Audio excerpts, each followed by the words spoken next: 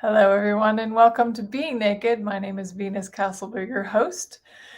And today, let's just begin with our deepest barriers down, even the ones we don't know about.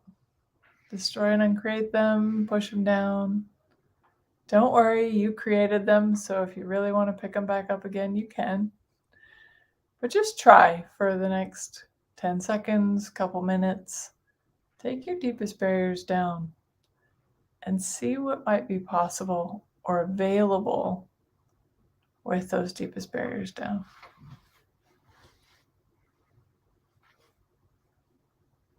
Awesome. And I get the extreme privilege to introduce one of my favorite people on the planet.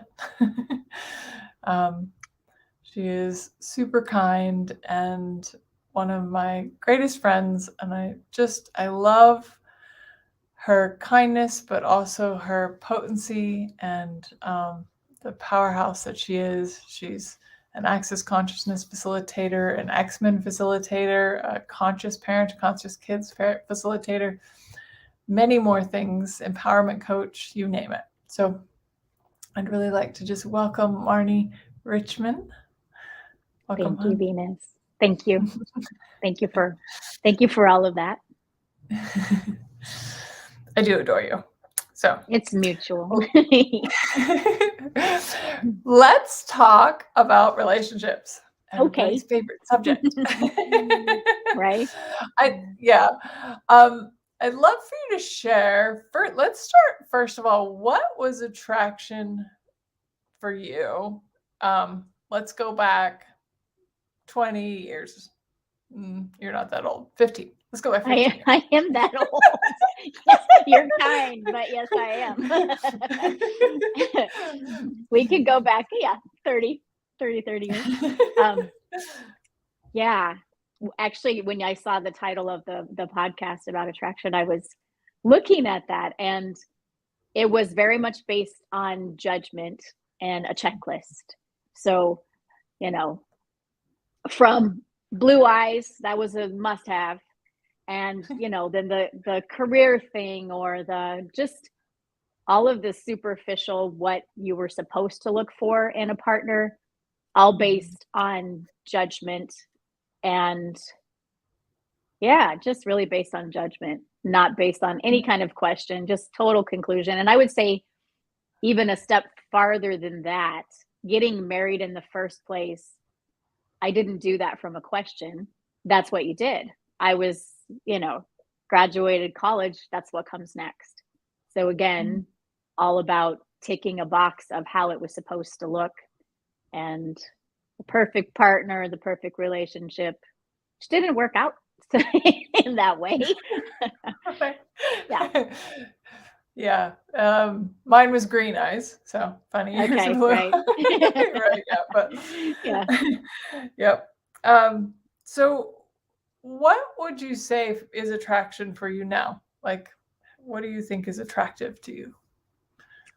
So what I've come to discover is it's about an energy, not about any list of definitions. And when I learned this from Access Consciousness, I heard Gary Douglas say, when it comes to relationships, what if you let your body start to choose? Ask your body, what's nurturing for us? What's kindness for us? What energy is this really adds to our life and is yummy to be around? And when I started to do that, and I stopped functioning from my list of attraction requirements, my checklist, and I said, okay, body, you show me what it is you desire, everything changed. That is when I stopped choosing people that were actually, I would say, hard on me in my body, where it was always like even aching, and just it wasn't nurturing. It was this reality judgment. And yes, so now attraction, that's a long answer to your question. Now attraction to me is about the energy of a person. And the question I love that has changed everything for me in relationship is, will this person make every area of my life greater, and will I do the same for them? And it's both, because there can be someone who would make every area of your life greater, but you're not that for them, and vice versa. So that question has created for me the relationship that I have today that I didn't know was possible. That's beautiful. So let's go to, like, let's say somebody's out there going, yeah, that all sounds nice, well and good, Right. but how do I switch from judgment, which is all I was ever taught, to Yeah. to uh like the energy, being aware of the energy, even, like, what would you Yeah. suggest?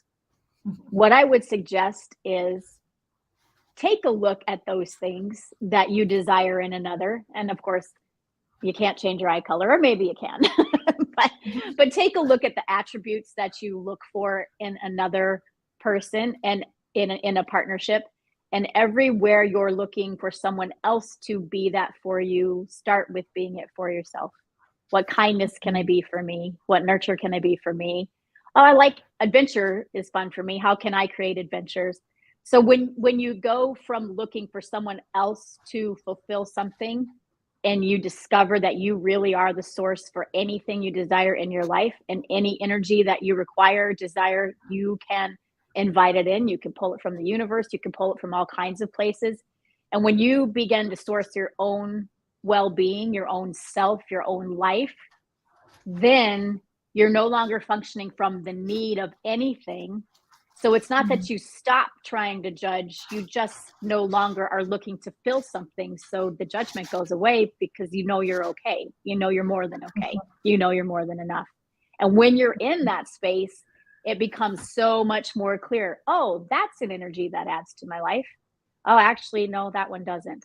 And you just have total clarity with it because you're at ease with you. Right. Yeah, Yeah. it really does begin with you. That's such a great point. So that's cool. I mean, I can see how that would play into, okay, romantic relationships, or, okay, I'm looking at, Yeah. somebody else. How does that actually play in your relationships with your children? So that's an interesting one. And I would say, how many parenting relationships do parents look to their kids to fulfill something? Even if Mm. it's I better do everything right so then I can earn the title of the good mom or the good dad who did it right and perfectly. Or when your kids need you to assist them with things, it fills something of value for you. So how much do we look to our kids to fill something? So I would go back to starts with me being for me, and me not looking to anybody else to fill something for me. And then for me, another component, which has been something that's taken a little bit of muscle building with my kids, is to recognize that they also are the source for their own lives. They also are infinite beings. Because where things got dicey for me, whenever they would get dicey, I was looking at them as less than or finite or poor them. They got their feelings hurt at school. I must rescue, I must fix. But when I would function from that, I was starting from a faulty premise and from a lie. And that lie is that they are not the creators of their own life. That lie is that they are not the source for their own life. So being it for myself, and then also the awareness and acknowledgement that my kids are that for themselves too. Sometimes they choose to know that, and sometimes they choose not to, just like I do. And Right. that doesn't mean I need to step in and fix anything. And that creates a lot of ease. Yeah. Yeah. Yeah. When we gave the keys, my stepdaughter, we decided to give her the keys to her own life. And I can't tell you how much more she stepped into who she is, what she wants to create, took ownership of her life. I mean, it was so empowering. And I Yeah. think that we think that if we do that, they're going to fail, they're going to fall. Well, they might, but they're going to also pick themselves back up. They're going to figure out how to work out life when they're trying to figure it out on their own. Now, we have her back, obviously, but Yeah. it's not from trying to control what she's doing or change her trajectory. And I loved how you said that, because you told me that before about giving her the keys to her life. And I was like, I love that. That's an awesome way to say that. And how much of this reality, society, culture has the point of view that you're actually supposed to do a lot for your kids and take care of things. And So how much is there the judgment of being the bad parent when you don't? So it's also the willingness to know what you know, even if nobody else gets it. Yeah, good point. Yeah.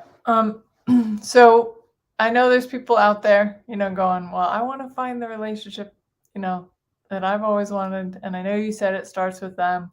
What is maybe some other tool or process that you recommend that they start to use on themselves or practice to then maybe attract what it is they're really looking for? So, and I know I keep saying it, but it so starts with ourselves. And it's the moment we decide we have to have something is the moment we stop it from showing up. So, whatever you need to do to find gratitude for you, and I would say be the person you desire in another, because then those kind of people can show up in your world. If you're looking for someone to be something so you're finally okay, what is that actually attracting into your world? But if you are the kind of person that you would like to be with, then what does that invite and attract into your world? So, how much of what you desire can you be? And then there is, are you actually willing to receive somebody who would contribute to you in all the places, the vulnerable places, the places that maybe aren't so pretty, where you would rather keep hidden? What can you do to increase your willingness to receive from everyone and everything, so that when someone shows up who would just be a dynamic contribution to your life and you to theirs, you can actually receive them? That is so beautiful. Yeah, the willingness to receive is such a gift, and to be received in relationships. And I know we take it a step farther. Relationship is actually the distance between two places. So, Yeah. we talk about partnerships and creationships, and like, who would you like to create with? Who would you like to partner with, instead of creating that distance? What would you say is a different way for people to be in relationships?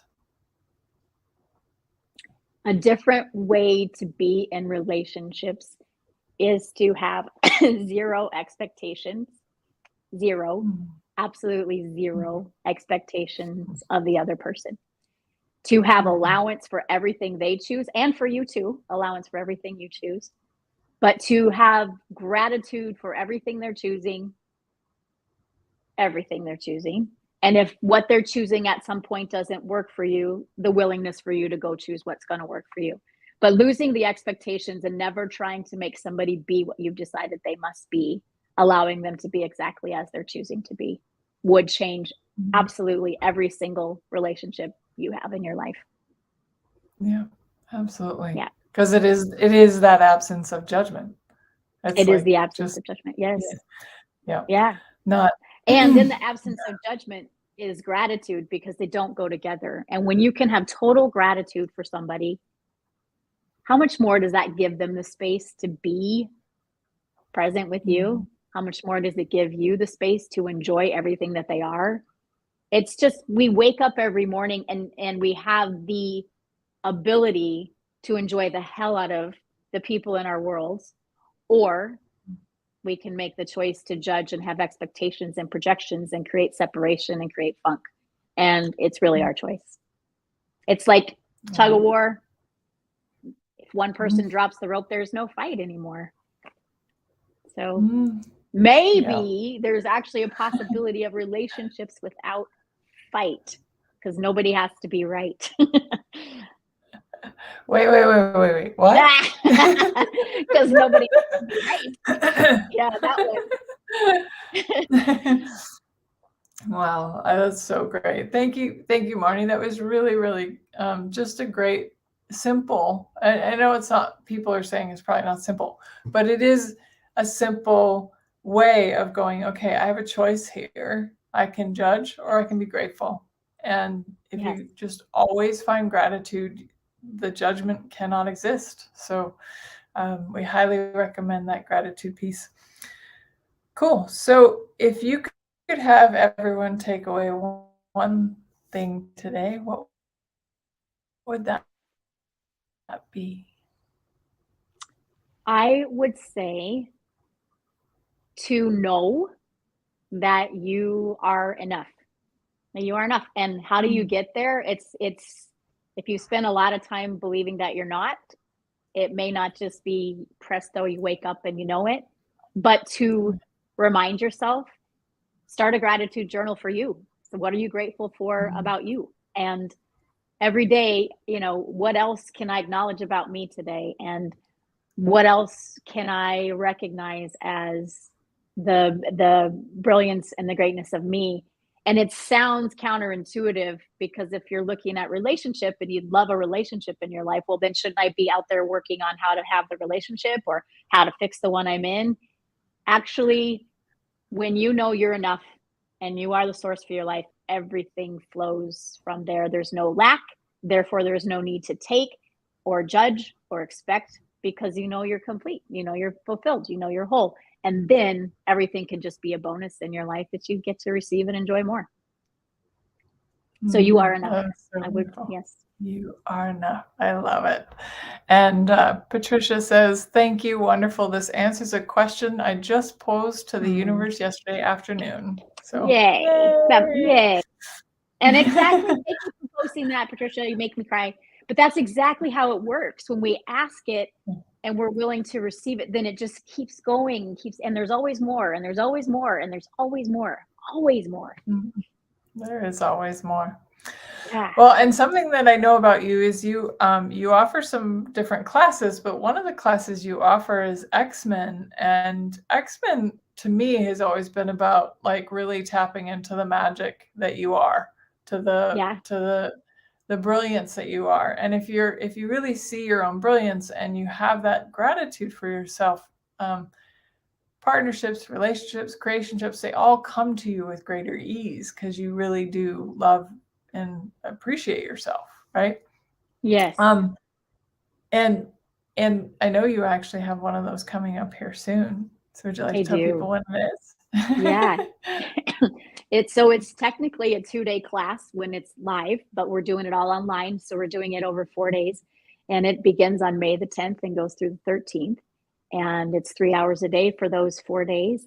And it's everything Venus just brilliantly said it is. And I would add to it, the places often where your brightest capacities and brilliance lie are in the places you judge yourself the most. So the areas where you look and you think, I am so wrong in this area, I cannot figure this area out, I keep fucking it up, therein often lies your capacities that you've hidden from you, because that's how brilliant you are. So there's 4 days of looking at, if I weren't wrong, and if these things I've decided about me that were so terrible, awful, vicious, and all the things, what capacity, gift, brilliance of me am I hiding there, that if I uncover and allow to be, my whole life would change? 4 days of that. It sounds terrible. Sounds awful. You definitely shouldn't choose that. No. Well, wonderful. And so how can people find out more about this class? And I know you have a Conscious Parents, Conscious Kids class coming up too. So more information about you. Yes. So you can go to my website, which is marnierichman.com, and Richman is RICHMAN. Or you can go to the Access Consciousness site and look up Marnie Richman under facilitators and find me there. So, and I would love to the CPCK class, I'm facilitating it with 2 lovely ladies, mother and daughter from India, Chandana and Isha Bawa. And I facilitated several of these classes with them.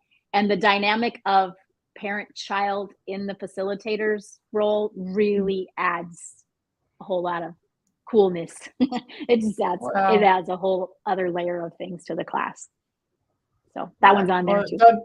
Don't choose that either. So awesome. Well, thank you, Marnie. I really appreciate your time and appreciate you. And thank you everyone for listening, and all of those of you who have commented. So grateful. Have a wonderful day. Bye.